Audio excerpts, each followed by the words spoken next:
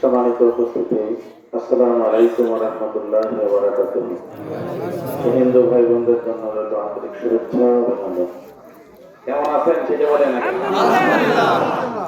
আলহামদুলিল্লাহ। গলায় তো ভালোই জোর দেখা গেল, মিউজিক কিছু ভালোই করলো। মানে এখন তো রোজা শেষ, খাওয়া দাওয়া করে শুরু হচ্ছে, এই জন্য গলায় জোর বেশি। হ্যাঁ, প্রথমেই ক্ষমা চেয়ে নিচ্ছি। আসলে আজকে প্রোগ্রাম হয়েছে কিরকম, 15 নম্বরের সকাল 10টায় প্রোগ্রাম, 16 নম্বরের 10টায়।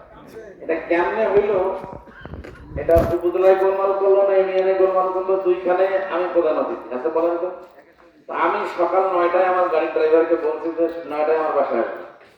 ও ঠিকই 9টায় আসছে। আমি 8টার সময় থেকে বের হওয়ার জন্য চেষ্টা করছি, না পারতেছি গোসল করতে, না পারতেছি রেডি হইতে। শেষে বাসার থেকে বেরিয়ে হয়েছি 8:30। মানে আমার মনে 1টা থেকে লোক আসা শুরু হয়েছে, একটাও যাচ্ছে আর একটা লাগতেছে, একটাও যাচ্ছে আর একটা। মানে শেষ পর্যন্ত আমার ওইখানে 2.5 ঘন্টা 3 ঘন্টা গেছে। তার ফলে প্রথম প্রোগ্রামে আমি পৌঁছলাম 11টা। আমি যাওয়ার পরে সেখানে প্রোগ্রাম শেষ করলাম, তারপরে কথাবার্তা বললাম, ওখানে তারা একটু ফল খাওয়াইলো।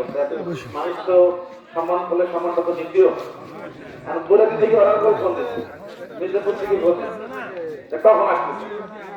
শেষে কথা বলিয়ে সিদ্ধান্ত নিলাম যে বৈরবীর ওখানে, এখানে তো আপনাদের গাছে ছায়া আছে, ওখানে তো প্যান্ডেল করতে প্রচন্ড গরম, সে প্যান্ডেলে বসে থাকা যাচ্ছে। ওই জন্য সিদ্ধান্ত নিলাম যে তাহলে ওইটা আগে করিয়েছে। এখন পর্যন্ত নামাজ পড়া হয়, এই জন্য ওইটা সেরে এখানে দাঁড়িয়ে চলে আসলাম। মানে আমার ইচ্ছারও কোনো ছিল না, ত্রুটি ছিল না, আর চেষ্টা করে রাখতেছিলাম, কিন্তু মেকআপ করা গেল না। শেষ পর্যন্ত আপনাদের কষ্ট করার কিছু নাই। এখানে আমি আসলাম, দেখলাম আপনাদের সরজমিনের নদী দেখলাম, গাছ দেখলাম, আপনাদের কথাও শুনলাম, আপনারা বক্তব্য দিলেন, স্লোগান দিলেন, সবই শুনলাম। বিষয়টা হলো যে ব্রিজ তো পরিবেশ সরকার, আমি সরকার। এখন সরকার যদি 10 হাত পর একটা করে বানাবে, আমার আপত্তি থাকার কোনো আপত্তি নেই।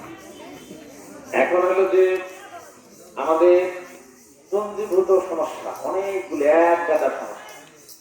নির্বাচনের আগে যেখানেই গেছি, লোকজন কয় যে এই রাস্তাটা সবার আগে করবে, সবাই কয় সবার আগে যে করবে। সবাই যে প্রত্যেকটা রাস্তা কি একসাথে হবে? আপনার আসতে হবে পশ্চিম এলাকায়, আমাদের উপজেলার পশ্চিম এলাকায়, ওদিকে তো লালমাটি এলাকা। তো 2টা ইউনিয়নে আমাকে মহিলারা আমার গাড়ি আটকে দিল 3 দিন। মিটিং করার পরে দেখি যে আমি গাড়িতে উঠতেছি, 15-20 জন মহিলা এসে সামনে দাঁড়ায়, নানান কথা। তো দাঁড়াইলাম যে বলেন কি কথা।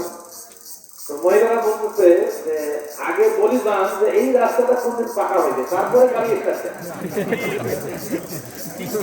চিন্তা করেন, আমি তো মানে আমার হাসি বের হয়েছে, কেন এরকম বললেন কেন? তো বললো যে দেখেন এই রাস্তাটা 3বার মাপছে, যখনই নির্বাচন আসছে এই রাস্তাটা মাপে, ইঞ্জিনিয়ার নিয়ে আসে, মাপজোর করে। আমরা জিজ্ঞেস করি মাপতেছেন কেন? তো বলে যে 3 মাসের মধ্যে পাকা হবে। তো আমরা 3 মাস দেখলাম, 3 বছর দেখলাম, 10 বছর দেখলাম, 12 বছর, 15 বছর হয়, রাস্তা তো পাকা হয়। সুতরাং আজকে ডেট দিয়ে যান, কোনদিন পাকা হবে। ওই দিনে বলে ডেট দিতে হবে। তাইলে মানুষ কোন পর্যায়ে চলে যায়, মানে তাদের চাহিদা শেষ পর্যায়ে চলে যায়, তারা এত বেশি কষ্ট ভোগ করে। তাদের মূল কথা হলো যে আমরা না হয় গেলাম, ছোট ছোট বাচ্চারা যখন স্কুলে যায়, একটা পিছনে ব্যাগ ঘাড়ে নেয়, এটা বড়, এই বাচ্চারা যে স্কুলে যাবে, এই বর্ষার সময় এত কঠিন অবস্থা হয়, শুধু মানুষকে পার হওয়া যায় না, সাইকেল মনে কিন্তু পরের বিষয়। তো এইরকম কষ্টকর জায়গা আছে আমাদের মির্জাপুরে, আপনারা হয়তো এখান থেকে বুঝতেন এবং হারাঘাটটা কত বেশি। আজকে নির্বাচনের পরে অনেকে বলে বেড়াচ্ছেন যে ক্ষমতায় হলো বিএনপি আর জামাতের এমপি হয় কি করবে, কি একটু কাজ হবে বিশেষ হলো যে কিছু জিনিস আছে যেগুলি স্বাভাবিক বরাদ্দ যেগুলো, এই বরাদ্দগুলো স্বাভাবিকভাবে আসে ওই চেয়ারে যেই আপনার মনে করেন অনেক ইউনিয়নে চেয়ারম্যান বানাইছে, সেখানে সরকার একজন অফিসারকে দায়িত্ব ইউনিয়নেও তো বয়স্ক ভাতা, বিধবা ভাতা সব দেয়, ওখানে বিজেপি ওখানে ঈদের আগেও টাকা পায়, ওখানেও সব কিছু, ওখানেও রাস্তায় দিতে হবে, তাহলে হইল না কেন?